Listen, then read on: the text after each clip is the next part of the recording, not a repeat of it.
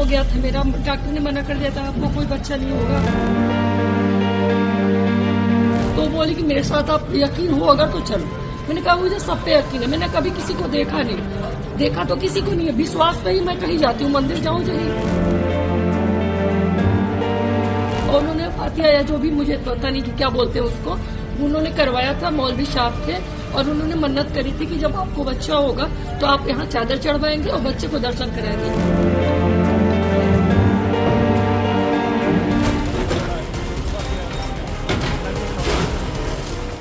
UP के देवरिया में अब्दुल गनी शाह बाबा की मजार पर बुलडोजर कार्रवाई हुई। मजार को अवैध बताया गया, जिस पर प्रशासनिक कार्रवाई हुई। इसी बीच एक ऐसी तस्वीर सामने आई जिसे लेकर चर्चाएं जोरों पर है। मांग में सिंदूर और हाथों में चूड़ियां पहनी एक मां अपने बच्चे को लिए दौड़ी दौड़ी मजार पहुंची। मजार को टूटता देख पीर बाबा के सामने घुटने टेक कर जोर जोर से रोने लगी। इस हिंदू महिला का इस मजार से जुड़ाव उनकी आंखों में साफ झलक रहा था। रानी तिवारी नाम की इस हिंदू महिला को मजार में बैठकर रोता देख वहां मौजूद हर शख्स हैरत में पड़ गया। महिला ने बताया कि इस मजार के लिए उनके क्या मायने हैं। महिला ने बताया कि इस मजार के साथ उनके जुड़ाव की कहानी 12 साल पुरानी है। रानी तिवारी जब अपनी जिंदगी के सबसे मुश्किल दौर से गुजर रही थी, उनके अबॉर्शन के बाद डॉक्टर ने कहा था कि अब वो कभी मां नहीं बन पाएंगी। कई डॉक्टर्स को दिखाने और तमाम दवाएं लेने के बाद एक सहेली के कहने पर वो इस मजार पर आई थी।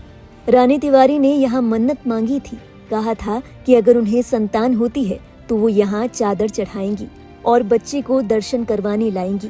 कुछ ही दिनों बाद रानी तिवारी की मन्नत पूरी हुई। ऊपर वाले ने उनकी झोली भर दी, उन्हें एक स्वस्थ बेटा हुआ।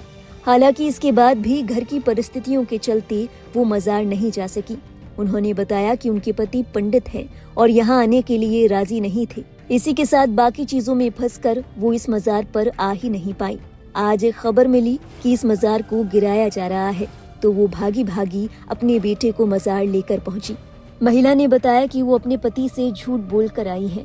महिला ने कहा कि मैं अपनी गलती के लिए पीर बाबा से माफी मांगती हूँ। बीते मंगलवार को महिला को जब ये खबर मिली तो वो उस समय गोरखपुर में थी। खबर मिलने के बाद वो फौरन अपने बेटे के साथ वहाँ पहुँच गई। जब वो मजार पहुंची तो उनकी आंखों में आंसू थे और दिल भारी था। रानी तिवारी खुदा के सामने बार बार देरी से आने के लिए माफी मांग रही थी, उनका शुक्रिया अदा कर रही थी। कह रही थी कि मेरे बेटे पर आपकी कृपा यूं ही बनी रहे। मीडिया से बात करते हुए रानी तिवारी ने कहा, मैं इस पीर बाबा के पास आई थी जब मेरा अबॉर्शन हो गया था। मेरे डॉक्टर ने मना कर दिया था कि आपको कोई बच्चा नहीं होगा। मैं जहाँ पढ़ाती थी तो मेरे साथ एक मैडम थी, हिना मैडम। उस दिन मैं लंच में बहुत रो रही थी, तो उन्होंने पूछा कि मैम क्या हुआ आपके साथ, तो मैंने कहा कि ऐसी ऐसी बात है। उस समय रमजान का महीना चल रहा था। वो बोले कि आप मेरे साथ चलो अगर आपको यकीन है तो। मैंने कहा कि मुझे सब पर यकीन है, मैंने कभी ईश्वर को देखा तो नहीं, विश्वास पर ही मैं कहीं जाती हूँ। मंदिर में भी भगवान को तो मैंने देखा नहीं। मेरा यकीन था।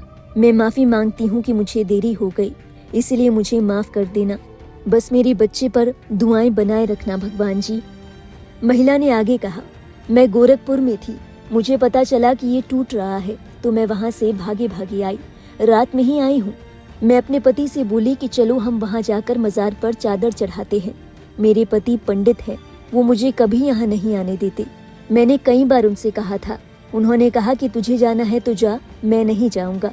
तो इसीलिए मैं अपने हस्बैंड को बिना बताए आई हूँ। मार्केट आए तो उन्होंने पूछा कि क्या काम है।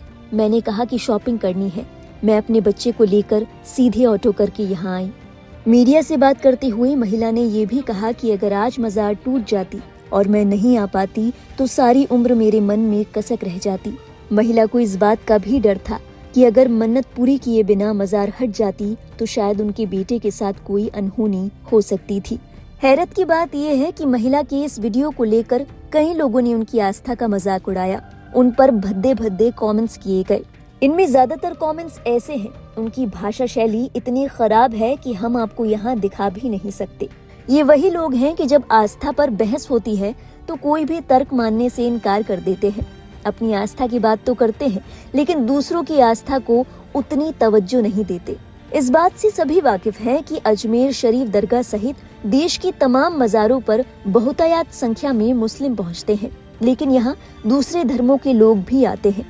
मज़ार पर धर्म को लेकर कोई बंधन नहीं होता और रानी तिवारी जैसे कई दूसरे हिंदू इस बात का उदाहरण है।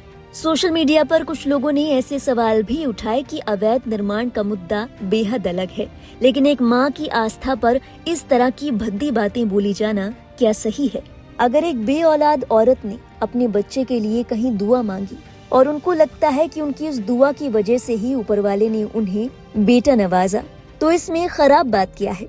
बहरहाल इस पूरे मामले को जानने के बाद, इस वीडियो को देखने के बाद आपके जहन में क्या ख्याल आया? क्या आपको भी लगता है कि महिला पर किसी भी तरीके का नेगेटिव कमेंट किया जाना, उनकी आस्था का मजाक उड़ाया जाना गलत है, या आपके ख्याल इस बात से अलहदा हैं? अपने विचार हमारे साथ साझा करें कमेंट सेक्शन में। देवरिया में अवैध मजार के ध्वस्तीकरण के लिए विधायक शलभ मणि त्रिपाठी ने सीएम योगी आदित्यनाथ को धन्यवाद कहा। देवरिया में अवैध मजार के विरुद्ध ध्वस्तीकरण की जो कार्रवाई हुई है, उसके लिए मैं पूरे देवरिया की तरफ से माननीय मुख्यमंत्री श्री योगी आदित्यनाथ जी का बहुत आभार व्यक्त करता हूँ, बहुत धन्यवाद देता हूँ। संपूर्ण देवरिया इस कार्रवाई के लिए हमेशा उनका रेडी रहेगा। ये वही मजार है जिसके विरुद्ध लड़ते हुए हमारे राष्ट्रीय स्वयंसेवक संघ के बहुत ही वरिष्ठ प्रचारक राम नगीना यादव जी की बहुत बेरहमी से हत्या की गई थी। मुझे पूरा विश्वास है कि आज जो कार्रवाई हुई है, राम नगीना यादव जी जहां भी होंगे उनकी आत्मा को जरूर शांति पहुंचेगी। मैं प्रशासन से यह भी कहूंगा कि उन्होंने देखा है कि इस अवैध मजार को बचाने के लिए किस प्रकार से मजार से जुड़े जो लोग थे उन्होंने कितनी कानूनी घेराबंदी की, कितनी तरह की उन्होंने अड़चने पैदा की, लेकिन इसके बावजूद आखिरकार न्याय मिला है। प्रशासन को अब चाहिए कि जो भी लोग इस अवैध मजार के पीछे रहे, जिन्होंने सरकारी भूमि कब्जा करके ये मजार खड़ा की थी, उनके विरुद्ध मुकदमा दर्ज किया जाए और उनसे, क्योंकि ये जमीन देवरिया के लोगों की है, इस जमीन पर देवरिया के लोगों का अधिकार है, तो जितने वर्षों तक कब्जा रहा है उसकी एक एक पाई इन लोगों से वसूल की जाए, इनके विरुद्ध मुकदमा दर्ज किया जाए और कार्रवाई की जाए। देश और दुनिया की बाकी अहम खबरों का सिलसिला लाइव हिंदुस्तान पर जारी रहेगा। आप जुड़े रहिए।